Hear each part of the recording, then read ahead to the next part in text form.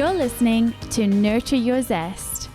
I'm your host, Ashleigh King, and I will introduce you to a wealth of interesting, fascinating individuals from all walks of life who will share their stories, how they've overcome challenges, and you will find out their top tips for success. Through this podcast, you can gain tips to grow and change your life and the way you see the world, and help you to nurture your zest. Hello and welcome to Nurture Your Zest. I'm so excited because for the first time ever, we have a video recording of our podcast, which it feels like a pretty groundbreaking moment. And what better way to celebrate that than with an award-winning entrepreneur that I'm really looking forward to speaking to and introducing to you. We have Sophie Milliken with us this morning. So Sophie is an award-winning entrepreneur, an author of 2 books and many more to come. She has won so many different awards. She has lots of projects in the pipeline and wears many hats and dresses. We also will hear a little bit about what she's been up to and a very exciting new service that she is launching. So thank you so much for listening and thank you so much for being here. Thanks for inviting me. How exciting. Yeah. So Sophie, can you tell us a little bit about yourself and what's brought you to where you are today? Oh gosh, it's hard to answer this question and be succinct. I don't think many people grow up wanting to be an entrepreneur. I certainly didn't. And when I interviewed people for my last book who were all entrepreneurs, none of them wanted to be. So typically people want to be a teacher or something that they know about when they're younger. For me, I wanted to be a fashion buyer when I was at school. I thought it would be really glamorous and exciting. So I went off to uni in Leeds to study, it was a retail management degree, and learn all about fashion buying. And then as soon as I realised that you had to move to London, I decided that wasn't for me, which I laugh about now because I did end up living in London for sort of 8 years or so. But that did put me off at that time. I saw London as this big scary place, and which I really regret actually, because London's so fun and is such a great place to be when you're young. And I kind of wish maybe I'd pursued that a bit more. Anyway, I didn't. Came back to Newcastle from uni, joined the John Lewis graduate programme and worked in a variety of different departments. Ended up getting seconded to head office in London, stayed there for 8 years. While I was there, they very kindly sponsored me through my master's in HR management, and I ended up running the graduate recruitment team there. Fantastic job, fantastic company, absolutely loved it. But then I'd had my daughter sort of towards the end of my John Lewis time, and I had moved back to Newcastle and was commuting down to London, insane, with like an 8-month baby. And it wasn't sustainable. And then there was an opportunity for me to take redundancy. They were doing a huge restructure at that point. So I left and set up my first business, which was a graduate recruitment consultancy where we work with employers to design their assessment materials, etc. Work with universities to prepare their students to secure graduate jobs. Absolutely loved it. Grew that business to the very successful business that it is now, and exited that in January this year. And then set up my new business literally a week later, as I do, because I don't want to kind of sit around. And here we are. But, along the way, I've been really lucky because I've been able to get involved in lots of really fun stuff. So for me, one of the key things that made my last business successful was when I started focusing on my own profile. So saying yes to things that actually made me feel quite uncomfortable. So, I wrote my first book. When I did that, I then got offered the chance to speak at 2 TEDx events. Now, normally people, and you'll know this, people have to apply to do that. And I just got given these 2 opportunities. So I said yes to the first one and then thought I'll figure out what the heck I'm going to say later. It seemed a million miles off at that point. And then, when I did that, loads of things just started happening off the back of things. You start with one thing and it leads somewhere else. So, I had a column in a careers magazine. I got to do some cool TV and radio stuff as well. So things just kept happening all the time. And what I then found was that it then made it really easy to sell stuff, because I was going along to pitches and they already felt like they knew me. So it was more just like having a nice chat with people, but also suggesting what they might want to buy from us. So it made sales easy. And then it also created those fun opportunities. Even now, sort of every other week or so, I'll get something really exciting land in my inbox and go, ooh, yeah, that's fun. I'll do that. So now it's more of a challenge to kind of say no to stuff, because you can't do everything, unfortunately. But yeah, I've done some really fun stuff. I feel like that is a really whistle-stop tour It into is. a fabulous career so far. And I am so curious, what are the things that you like to say no to?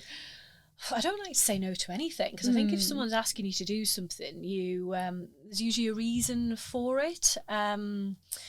I get asked to speak at a lot of things, and they tend to be the things that I say no to most often, because it's not as simple as rocking up and just speak. You've got to prepare, you've got to think about what you're going to say, you've got to get there, you've got to do the schmoozing before and after, and that's quite a big time commitment if it's something that's for free in particular. So yeah, I kind of say no to stuff like that. I was involved in some other charities alongside SmartWorks, which I chair, SmartWorks Newcastle. And again, you can't spread yourself too thinly with things. So I've had to scale back on that side of things and just focus on SmartWorks Newcastle. So yeah, things like that. It's just kind of working out what are the things that are really important to me and making sure that I've got the time to do them justice. I think that's a really important point for anyone listening, especially if you are a female entrepreneur, but any entrepreneur, opportunities start to come up. And as you said, they can really snowball and they can grow and they can lead to incredible things. But you can't do everything. You're one person. You've got to do your admin, your accounts. You've got to actually get sales. You could be speaking everywhere for free and not actually, earning any money. And one of the things that I've noticed myself, I've been really looking at my own business and seeing, what does each product I sell actually cost me to create? How much time and investment is into it? And, what is the return on investment in that? And something that blew my mind recently, if I'm doing, I'm in this great position now where people want to pay me to speak, which is wonderful. Yeah, but it's not just a case of going and turning up and speaking for 2 hours and getting paid. What I've noticed, and I'm sure you said this yourself, it's the schmoozing. It's the before you get there, you want to be, you want to look your best and feel your best. But sometimes on your way to the stage, you've got an hour of mingling or networking, and then that's other people, their energy, their stories, and to keep yourself strong and high, focused on your talk, you also don't have that time by yourself. And then afterwards, you've got everyone who's so inspired that wants to talk to you. So actually that 2-hour speaking engagement can become a 4 or 5 hour speaking engagement if you then add in travel, networking, all this stuff. So can you share for anyone listening, how do you, if you've got all this smooching to do or other things going on, how do you protect your energy as your profile has raised and people have become or got to know you? And I'm sure as well, as you start to use your profile, things can start to change. How has that journey been for you? I think it's really important to think about how you do preserve your energy, because even would I say I'm an extrovert? I think people would probably describe me as an extrovert, but I do like my own company and my own space for sure. So I don't know, maybe I'm a bit of both. Is that a thing? Is that possible? I don't know. But I think you need to work out what gives you energy, and you need to work out when you need to rest from things as well. And part of that is the say no to stuff thing, because you can't be on, at your best all the time. And I know when I'm at my best. So I'm at my best in the mornings. So if I have to do something in the evenings or late afternoon, I kind of go, oh no, because I know that I'm not necessarily going to be at my best at that point. So that's one thing. But I think it's a lot of self-care. So for me, sleep is super, super important to me. Like, it's just, if I get a bad night's sleep, I'm so grumpy and then as well, if I'm overtired, I then eat rubbish, and then that makes me feel bad, and then I can't be bothered to exercise, and all those things that we know are so good for us just don't happen. So for me, sleep, super, super important. And I go to bed early. My friends sort of wind me up a bit about it, because I could quite happily go to bed at like 8:30 and like read for a bit, but be asleep by sort of 9:30, and that would be like my perfect night. I would absolutely love that. But I get up really early as well, because that's when I'm at my best. So sleep. I love to eat well, but I don't always do it. And actually I've been moaning about it this weekend that I've kind of got into a bit of a rut with not eating so well. So I spent yesterday afternoon making loads of soups and freezing all these things so that I've got lots of nice meals for this week. So that's important. Doing exercise. Did the Great North Run last year, running for SmartWorks Newcastle, doing it again this year, and I would like to do a better time. And I'm not hugely competitive with running because I'm never going to be the best runner, but making the time to do that. I've been doing park runs most weekends and things like that. And if you do all of those things, it then gives you the fuel and the energy to then be at your best a bit more. Whereas if I'm drinking too much or staying up late and eating badly, I don't have that energy. So I think it's looking after yourself and then having a balance around what you commit to.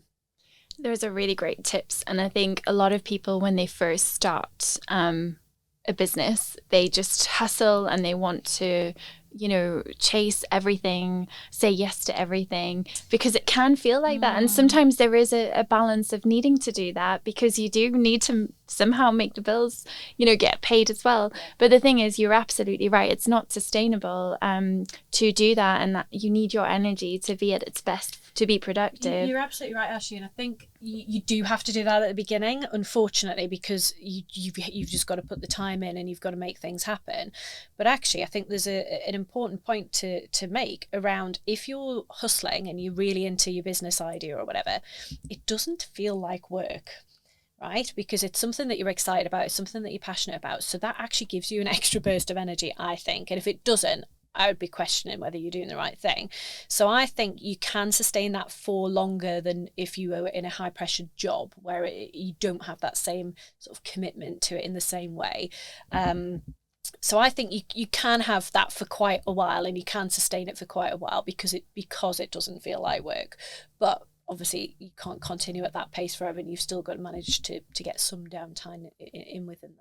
Absolutely. And I mean, you have a daughter, and you started your business with a daughter, especially you had been commuting, down to London with an 8-month-old, which to me is just incredible. And I don't even know how you did that. But I would like to ask, you now launching a new business, which I would love to hear a bit about, but I would also love to hear, now that you're launching this new service and this new business, will you be taking any learnings from your first business to help you, sustain your health and well-being as you need to put in that extra effort as you grow? I feel really lucky being able to start a new business with the knowledge that I had from my first, because, we all know the stats around, startups and small businesses, in that, if you get to year 3, you're doing all right. And, that business is still going strong.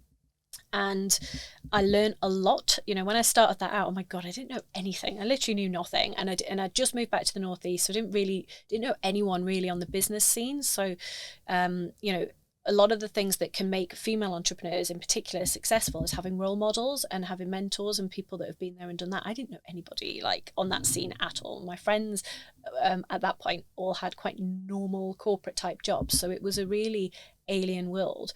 Whereas now I've made those connections, I've got those friends, I get energy from various groups of people, but also I know how to run a business. And what I'm doing now is it's so different from how I started up the last business. And, I've been fortunate that I can put money into this business. So I'm starting straight away with, fantastic office space, fantastic team, being able to spend quite a bit on a marketing budget. So stuff like that just wouldn't have even been on my radar with the first business. So it's nice. I feel fortunate that I'm in a different position with this one.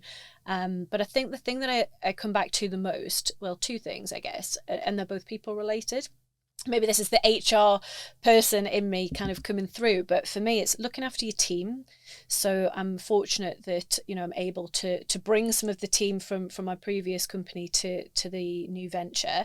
And that's amazing because I know them and I know that they're great and they're very loyal, so amazing.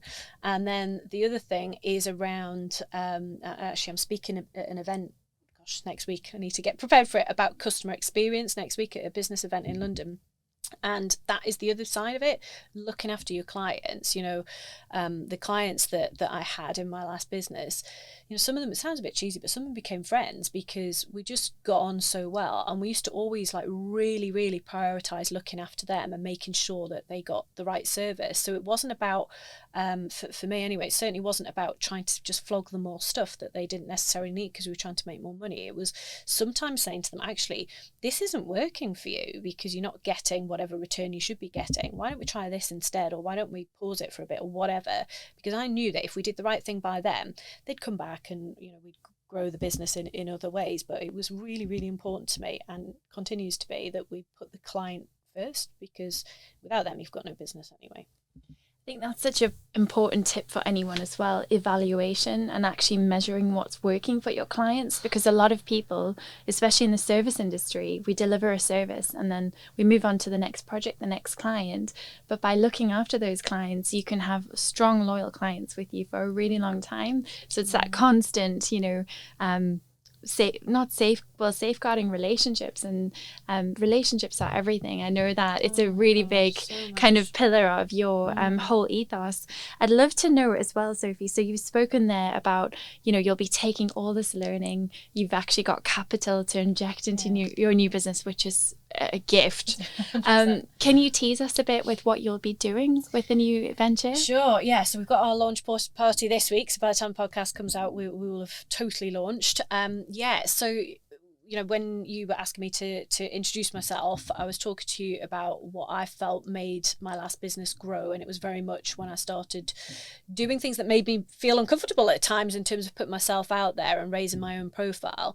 And that's what we're going to be doing for other people. So we are working with clients to raise their profile. Typically there'll be people that are too busy. So they're people who are running businesses or senior execs within corporates, but they're busy people. They get the value of having an increased profile, but they either don't have the time and or they feel like a bit awkward doing it, because not everyone wants to put themselves out there, and they can feel a bit fake or a bit of an imposter possibly.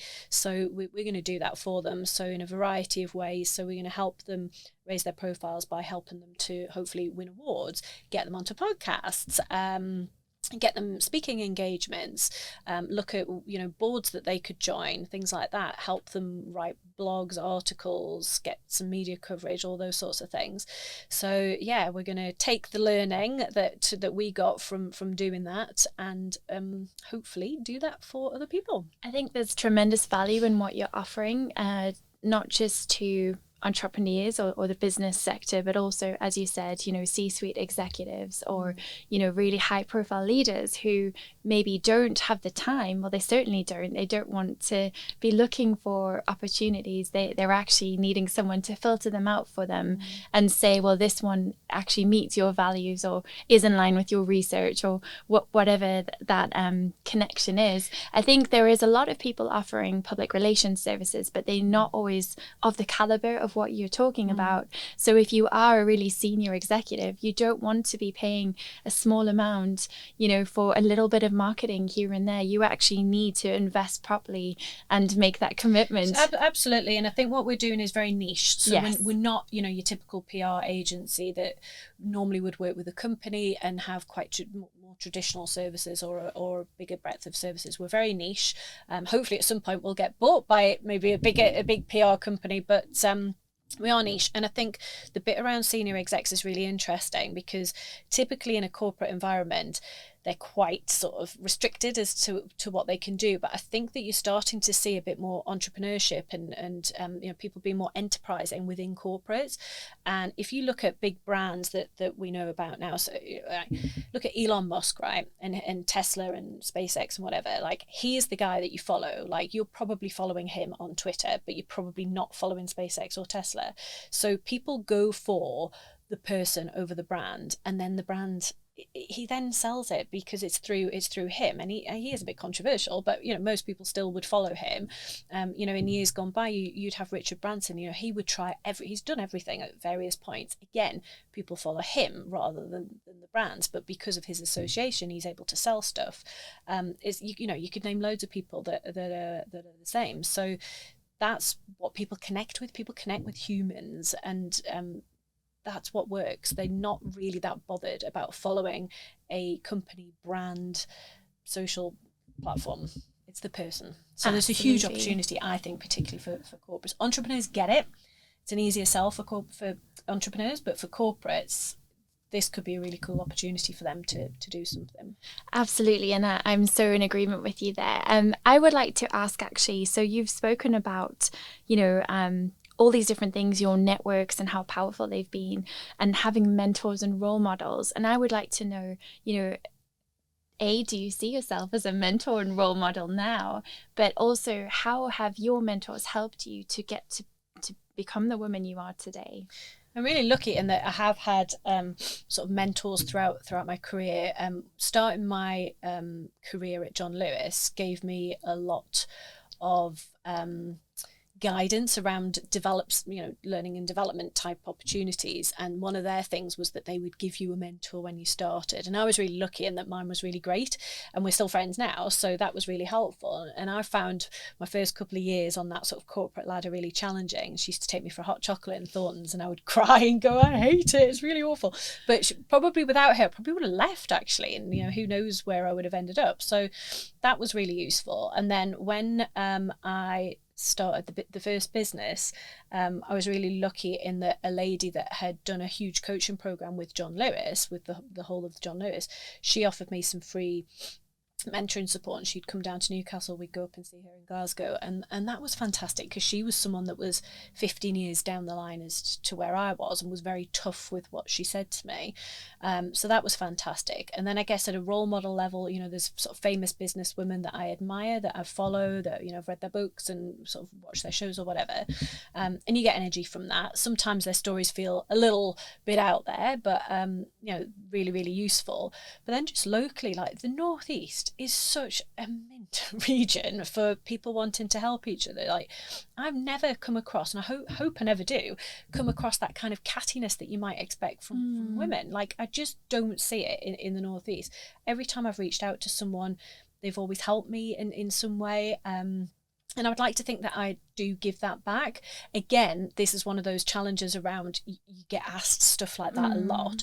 In fact, that's just reminded me there's someone in my inbox that I need to get back to who wants to have a bit of time asking me about some stuff. And if I can do that, then I will. I might just try and be a bit creative with how I do that. Yes. So it might be that I combine it with something else or whatever I can. But if anyone reaches out to me, I would totally want to help them, because I've had so much help and support myself, and it's really important to pay it forward. Absolutely. And also honor the time of the mentor that you are working with. So I think that's really important.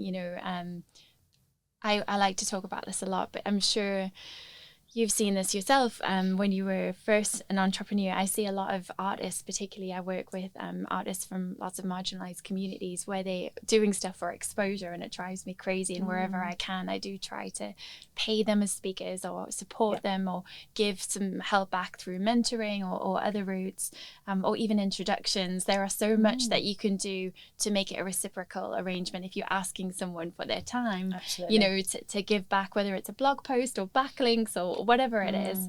I'm mindful of time, but I just wanted to ask you very quickly about your book. So you've written 2 books, but this is your latest, The Ambition Accelerator.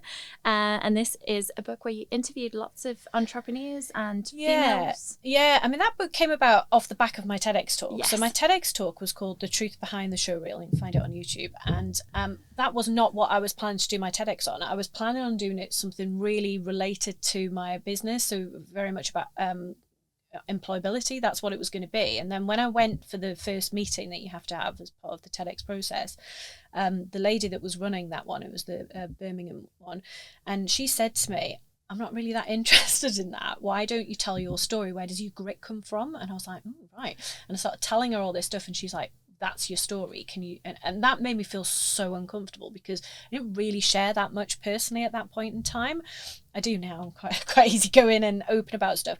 So that was a big thing for me. And then I kind of thought I would like to talk about that a bit more, and that was where the book came in. So then in the first lockdown, I started writing a bit of the backstory to stuff, and then I started thinking, this is almost like a sort of guidebook for young women, which is what, it's aimed at young women, whether they want to be an entrepreneur or whether they just want to, power up their careers in the corporate world. It's applicable to both.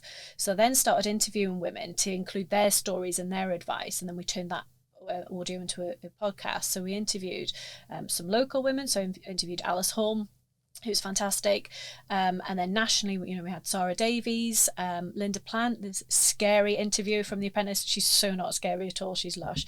My friend Aisha Nayar, who owns a law firm in Manchester, she's incredible. Jacqueline de Rocas, amazing tech woman. So just a real range of really impressive women. So yeah, super fun, and that kind of turned into the book.